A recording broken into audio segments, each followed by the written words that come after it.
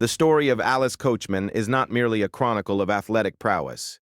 It is a profound narrative of defiance, resilience, and the relentless pursuit of excellence against the backdrop of a segregated America. While history books often gloss over the nuances of her journey, the reality of her life, from the red clay roads of Georgia to the top of an Olympic podium in London, serves as a testament to the power of the human spirit to transcend the barriers of race, gender, and poverty. Roots in the red clay, a childhood of defiance.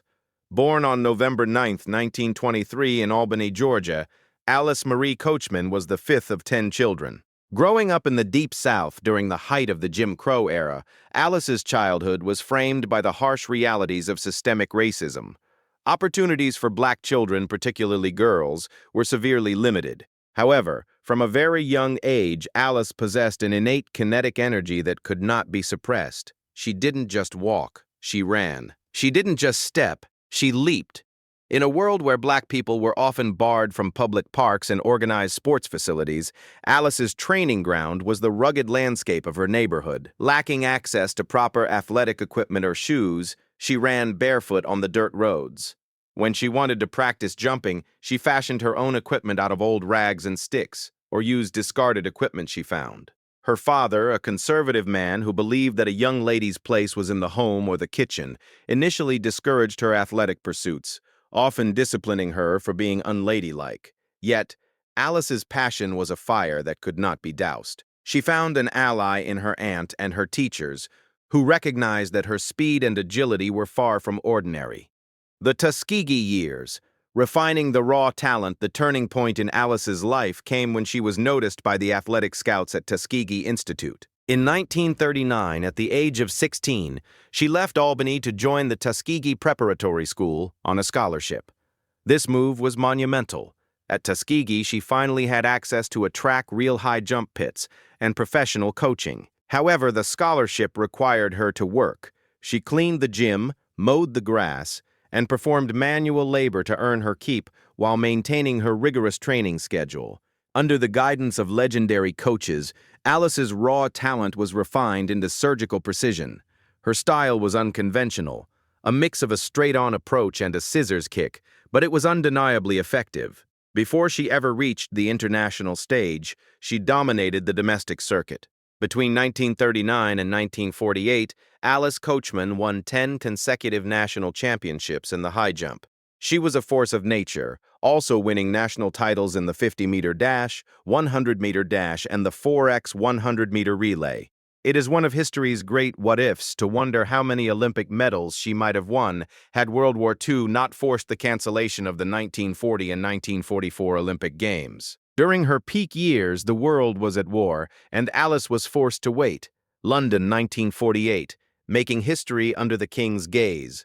By the time the 1948 London Olympics, the first post-war games, arrived, Alice was 24 years old. Despite a nagging back injury, she traveled to England as the only American woman with a serious chance of winning gold in track and field. The atmosphere in London was one of recovery and hope, but for Alice, it was the culmination of a decade of suppressed ambition. On August 7, 1948, Alice stepped onto the grass at Wembley Stadium. The competition was fierce, particularly from British favorite Dorothy Tyler. As the bar rose, the pressure mounted in a breathtaking display of composure and athleticism. Alice cleared the bar at 5'6" and 1/8 inches on her very first attempt. Tyler cleared the same height but required more attempts. In 1996, during the Atlanta Centennial Olympic Games, she was finally honored as one of the 100 greatest Olympians in history. It was a long overdue acknowledgement of her role as a pioneer. Alice Coachman passed away on July 14, 2014, at the age of 90 in Albany, Georgia, the same town where she once ran barefoot in the dirt. Her death marked the end of an era, but her legacy remains etched in every high jump bar raised and every record broken by women of color. She lived a life of profound impact, proving that while history might try to forget the pioneers, the trails they blazed remain open for all who follow.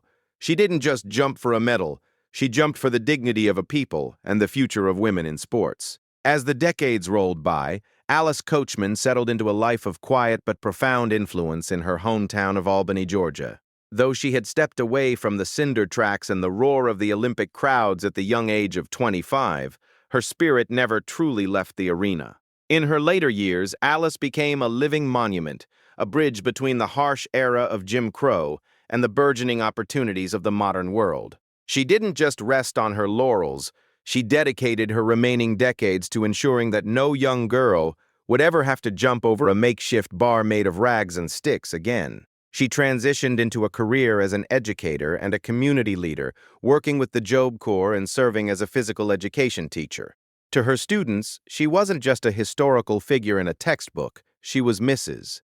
Coachman, a woman who demanded excellence, discipline, and self-respect.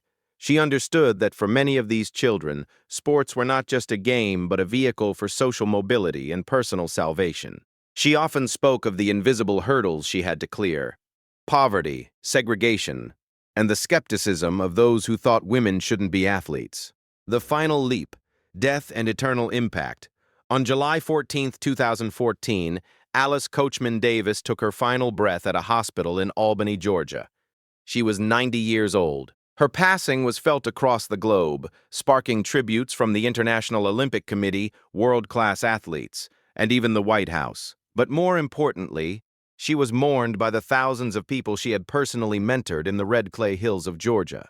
Her death was not just the end of a long life. It was the closing of a chapter on the pioneers of the greatest generation. She passed away having seen a black man in the White House and black female athletes like Serena Williams and Allison Felix dominate the global stage, realities that were unthinkable when she was running barefoot in 1930s Albany. Alice Coachman's life story ends with a powerful realization.